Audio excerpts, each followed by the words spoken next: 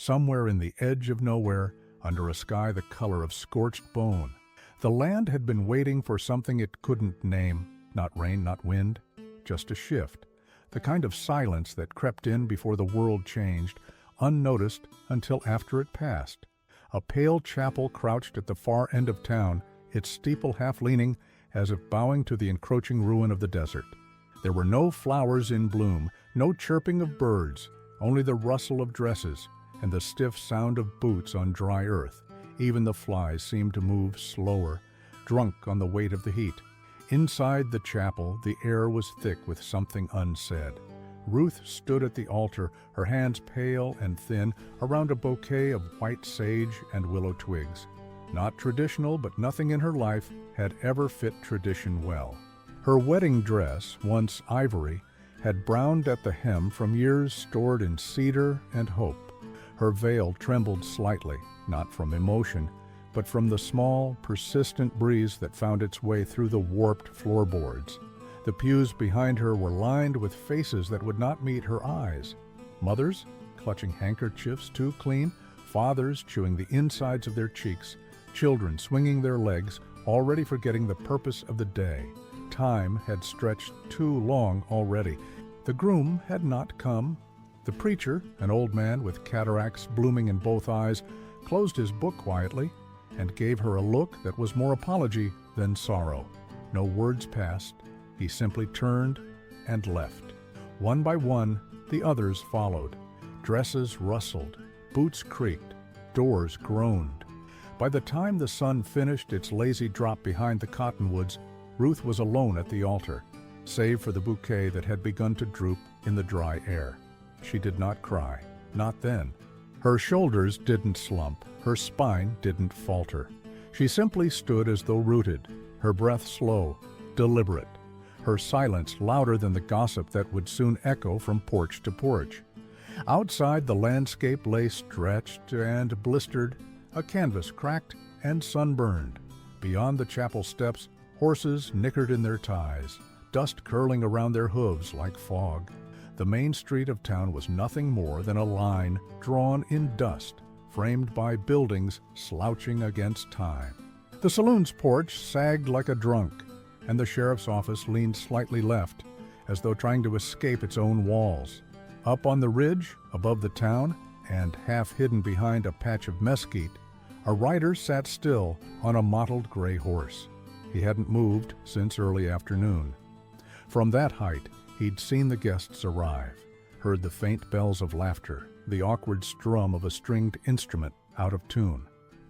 He'd watched the way the dust moved beneath the boots of strangers, the way the preacher's hands trembled as he opened his book, and now he saw her, the girl left behind. She was not what he'd expected. He'd heard whispers in border towns and from cattle thieves, stories passed over dice and spilled beer, that the richest rancher in the county had finally sold his daughter to the son of a banker, that she'd been promised like a parcel of land, that she was beautiful in the way wildflowers are, tough and fleeting. None of those words matched the figure he saw standing alone in that wooden cage. There was no beauty in her, not the kind men brag about. She looked weathered, eyes like tarnished silver, lips cracked from sun and silence. She had the look of someone who'd stared too long at nothing and found meaning in it. The outlaw shifted slightly in his saddle, and his horse snorted, not from discomfort, but from recognition. It had felt this kind of stillness before, the kind that came before blood or before mercy, not that it could tell the difference. He did not go down right away. He waited until the last rider left town, until the sun had sunk far enough to bleed orange into the sky.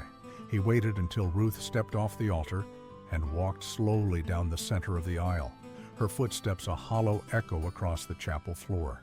She did not look back. At the doorway, she paused, not for sentiment, but because something in her, something tired and ancient, told her she was being watched. She turned toward the ridge. There he was, a shadow more than a man, etched black against the dying sun. They watched each other the way wolves do when uncertain whether they are predator or kin, and then she stepped out of the chapel. The veil slipped from her hair and caught on a thorn by the doorpost. She left it there. The dust rose around her feet as she crossed the street. Slow, purposeful, like every step was a question and an answer at once. From his perch, the outlaw saw her move and felt a coldness stir in his chest. Not fear, something else. Something he'd long ago buried beneath bullets and betrayals. He tapped his heel against the horse's side. It turned toward the town. Night fell without sound, draping itself over the land like a shroud stitched from ash and memory. The chapel was dark now. Even the wind had ceased its gentle scratching at the wooden bones of the town, as if holding its breath. The air hung heavy with the scent of dry timber, old candles, and something almost floral, the fading trace of sage crushed beneath Ruth's departing step. Down the ridge, hoofbeats marked the arrival of something not quite belonging, not hurried, not hesitant, just deliberate, like a question slowly forming in a quiet room. The outlaw rode into town without ceremony. He bore no markings of allegiance, no badges, no colors. His duster was sun-faded and stiff at the shoulders, the leather boots worn to the shape of a man who'd kept riding when others would have stopped to bury the dead. His hat was pulled low, shadowing most of his face, but his presence needed no name. People like him arrived to places like this the way storms did, silent at first, but certain. He dismounted without a word and tied his horse loosely to a post in front of the chapel. The animal swished its tail once, then stood still, as if it too understood this was not a place for movement. Ruth stood just past the chapel steps, her arms folded loosely across her middle. Her wedding dress, once pressed and fitted with modest care, now hung like a burden. The veil was gone, left behind like a skin she no longer needed. In her hair were thorns from the sagebrush, small and stubborn. She hadn't tried to remove them. The outlaw didn't speak, didn't tip his hat, didn't ask. He stood a few paces from her, the same way a man might approach a wild horse, not fearful, not dominant, just aware. Ruth didn't flinch. She looked at him the way the canyon looks at the wind, unblinking, patient. A full minute passed before she moved, not toward him, not away, just slightly. The subtle turn of her foot toward the road, a gesture so small it could have been missed, unless you were looking for it. He stepped back toward his horse. She followed. No words, no nods, no questions. Just the sound of her boots on hard earth and the rustle of her dress brushing against her knees. She moved like someone who had decided something days ago and was only now catching up to the moment. He helped her onto the horse without touching her. One hand held the reins, the other empty. She didn't ask where they were going. He didn't offer to tell. She gathered the folds of her dress and settled behind him, her fingers barely grazing the edge of his coat as she found her balance. When they rode out of town, no one watched. Only the moon bore witness, pale and indifferent, like a god too old to care. The town shrank behind them, swallowed by mesquite and shadow. And still, no words passed between them. The road was barely a road, more suggestion than path. Dust rose in a quiet cloud behind the horse, and the scent of sun-baked earth filled the air. Somewhere far off, a coyote called, a long, broken sound that drifted between the hills like a ghost, trying to remember its name. After an hour, they came upon a dried creek bed, marked only by the bones of driftwood and the silver glint of old water that refused to die completely. The outlaw stopped there. He dismounted first, then offered her a hand. She took it. Not out of need, but as if honoring some forgotten ritual. They made no fire. He unsaddled the horse and let it graze on sparse grasses. She sat on a flat stone, watching the sky bleed into stars. Her hands stayed folded in her lap, her posture straight. There was something royal in her stillness, not the kind born of crowns, but of stubbornness that refuses to bow. He knelt beside the stream's shallow trickle and splashed water on his face. The motion was slow, reverent, not refreshing, more like penance. She watched him, not with curiosity, but with the kind of detachment that comes from years of being watched herself. After a long while she spoke, just once. Why? He didn't look at her. He kept his hands in the water, fingers curling against smooth stones beneath the surface. His voice came low, cracked, a sound unused to forming shape. Didn't seem right. You left there, alone. She didn't nod, didn't speak again. He pulled a tin from his saddlebag and set it between them, dried meat and something wrapped in cloth. She unwrapped it, ate in silence. Her fingers moved delicately, not from daintiness, but from caution, as if every action had to be weighed before performed. When the stars grew bolder, she stood and walked toward a stand of cottonwoods. There she removed her shoes and stood barefoot in the soft dirt. Her dress caught the wind again, fluttering around her like a whisper trying to form words. He watched her from where he sat, not with want, not even with sympathy. Just the quiet ache of someone who'd long ago lost the shape of belonging, and maybe, just maybe, was beginning to remember it. The night deepened. The coyotes fell quiet. The land, as always, waited. They slept a few paces apart beneath the same sky, beneath a canopy of indifferent stars. He kept one hand near his revolver. She curled her hand beneath her cheek, a single sprig of sage still held between her fingers. The silence between them stretched long, but it was no longer empty. It was becoming something else. The days that followed had no names, just sky, just dust, just the sound of hooves, and the spaces between breaths. They rode beside a river that barely flowed, more memory than water. Its banks were low and cracked, threaded with dry reeds that rattled like old bones in the breeze. Here, everything was reduced to essence: stone, wind, flesh. The river had no interest in carrying anything anymore. It just lingered, like an old man, too proud to die. They followed it, not out of need, but because it was the only thing moving in the same direction. Ruth had stopped wearing her shoes. The dust stained her heels a dark red, and her dress frayed more with each passing mile. The outlaw noticed, but said nothing. She moved with the rhythm of the land now, unhurried, stripped of anything ornamental. She had become one more element in the landscape, sunburned, silhouetted, silent.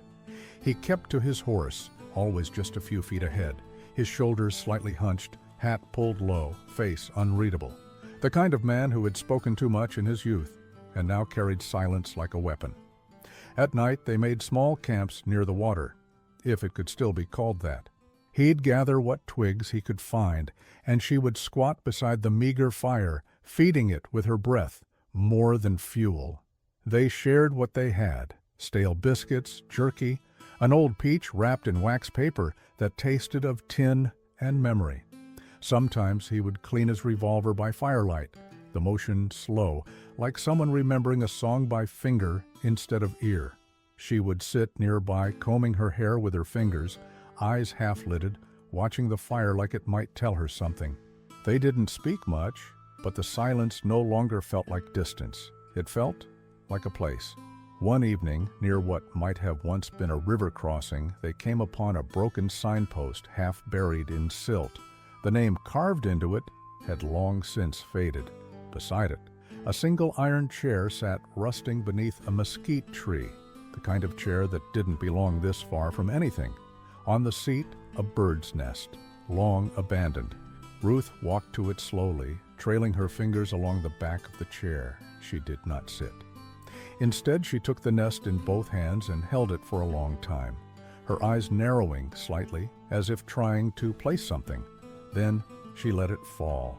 The nest struck the ground softly, scattering brittle twigs across the sand. He watched this from the edge of camp, a tin cup of water in his hand, steam rising faintly into the dusk. He said nothing, just studied her in the dim light, the way a man might watch a storm gather over a flat plain, unsure if it would bring flood or salvation.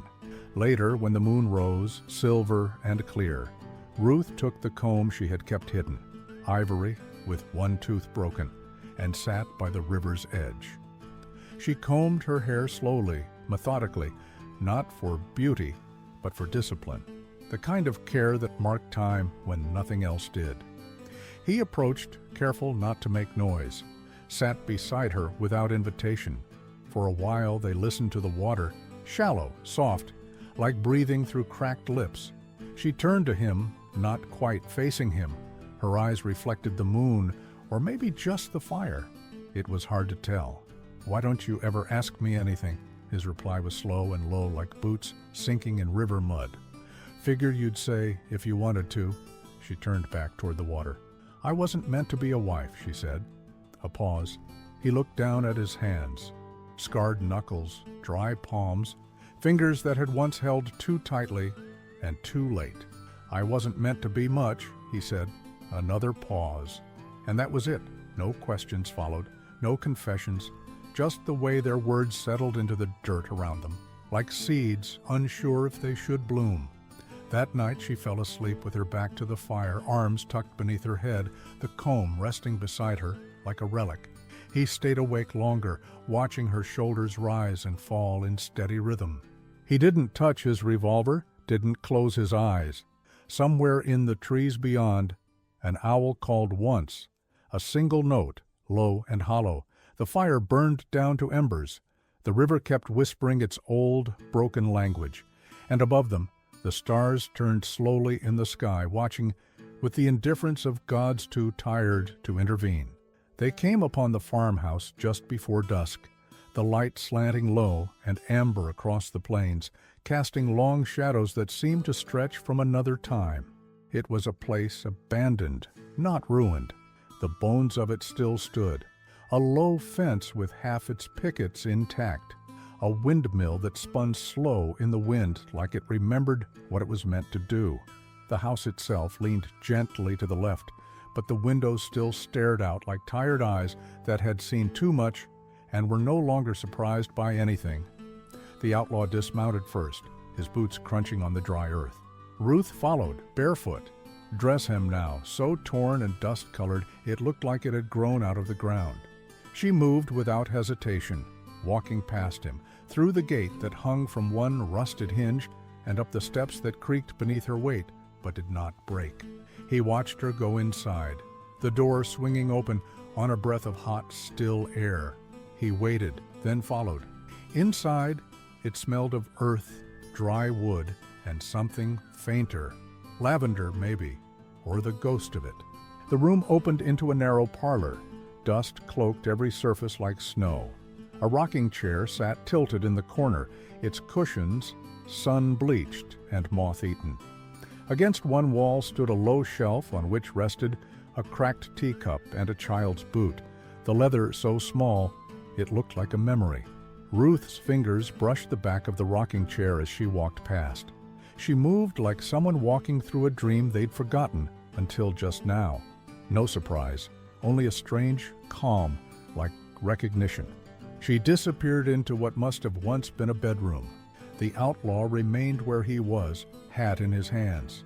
He looked around the room like a man studying the contents of a life that wasn't his, but somehow had weight for him anyway.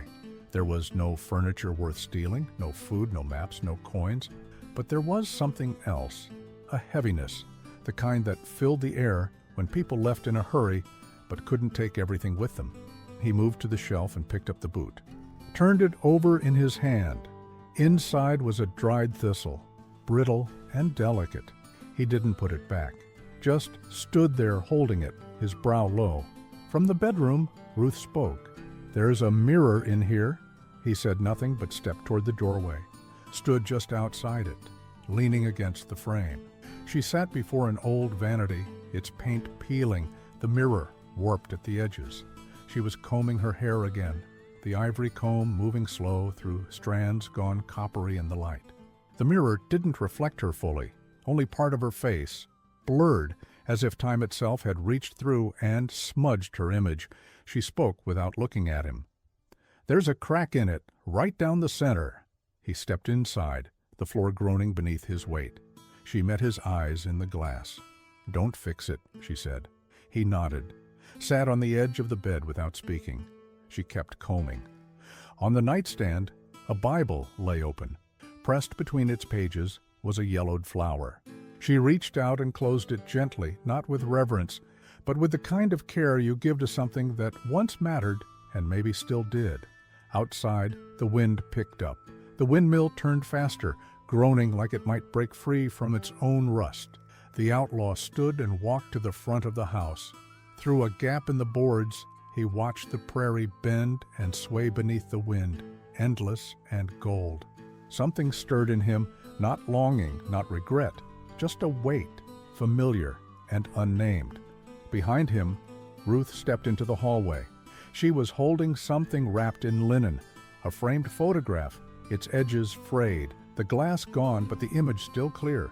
A man, a woman, and a child, none of them smiling. She didn't offer it to him, she just held it, arms crossed, and said, "I think they stayed too long." He turned to look at her, eyes narrowing, not in confusion but in understanding. Then she set the photograph down on the shelf beside the boot. They did not stay the night in the house. They gathered what they could, a few matches, a metal pail, a wool blanket moths had mostly spared. Before they left, Ruth returned to the vanity. She took one last look at the cracked mirror, touched its surface with her fingers. Then they stepped outside. He helped her onto the horse again, as he had every time, with a quietness that bordered on reverence. She adjusted the blanket across her lap and looked back only once, not at the house, at the windmill. It turned slower now, groaning still but steady. They rode east into the wind, no words between them. But the silence had changed. It was no longer waiting. It was becoming a kind of truth. They reached the canyon as dawn cracked open the sky, light spilling over the edge like blood from a wound. The air was thin up here, drier than before. Every breath they took felt like a confession, brief, necessary, and harder to hold onto than it should be. The land spread out below them in vast silence. Red stone cliffs, jagged and proud, fell away into a basin so deep the sun hadn't touched its floor yet. The canyon breathed cold, like something old and unfinished still slumbered at the bottom. They had ridden all night. Neither had spoken since leaving the farmhouse, though she'd rested her cheek once against his back during the ride, just briefly, eyes half closed, a gesture without expectation. Not sleep, not closeness, just warmth. Now they stood at the edge. He held the reins loosely. She stood beside him, dress snapping in the high wind like a flag without country. Her bare feet were gray with dust, the dress nearly threadbare, but her posture was tall, chin lifted, eyes steady. The outlaw let the horse step back, then he removed the saddle, set it down with quiet hands. He didn't look at her, just worked the leather straps loose and hung the blanket across a scrub of juniper, letting it catch the wind. Then, without a word, he drew his revolver from the holster. The metal, dulled by time and use, reflected none of the morning sun. Slowly, carefully, he knelt and placed it on the ground at her feet. A gesture that did not ask. It gave. Ruth stared at it for a long time. The revolver lay quiet in the dust, still warm from his hip. "You're not a kind man," she said finally, her voice flat but not unkind. "No." "And you've done things." He didn't answer. His jaw tightened once. That was all. She bent down and picked up the revolver, turned it over in her hands, testing its weight. Her fingers curled around the handle like she'd done it before, maybe in a dream, maybe in memory. Then she walked to the canyon's edge and looked out across the red vastness, wind carving her hair back from her face like water over stone. "You came for me," she said. "I didn't plan to." "No," she nodded. "That's why it mattered." She set the revolver down on a flat rock beside her, not in defiance, not in refusal, just release. Below them, hawks circled in the canyon currents, their cries distant and sharp. The sun began to stretch over the opposite rim, spilling warmth across the stone. He approached her slowly, not close enough to touch, just enough that she could hear his breath. "I don't know what this is," he said. "It's not what they think it is," she replied. The silence between them held its shape, not fragile anymore, but full, like a house with no doors, just windows wide open. She turned to him then, fully. Her eyes carried the weight of things unspoken. Not secrets, not lies, just truths too big for words. The wind caught her hair again, pulled it across her mouth. She didn't brush it away. He reached up gently, moved the hair from her lips with the back of his fingers, let his hand fall after, as though the act had cost something. Their eyes locked. No kiss, no embrace. Just that look. And it was enough. He walked to the horse and mounted without urgency. She followed, gathering her dress in one hand, lifting herself behind him. She no longer sat like a passenger. She sat straight, as though claiming her place not just on the horse, but beside him. They didn't turn back toward the town. They didn't ask where the trail led. They simply rode along the rim of the canyon, their figures casting long shadows into the waking world. At a bend in the trail, she removed the sprig of sage from her braid and let it fall into the wind. It spiraled down into the canyon like something being set free. He saw it, but said nothing. Far behind them, the farmhouse slumped back into memory. Far ahead, the horizon shimmered, not with promise but with possibility. The horse moved slow, steady, as if it understood the weight of what it carried. And at the rim of the world, a woman in a torn dress rode like royalty, not because she'd been crowned, but because she'd been chosen, not by him, but by herself.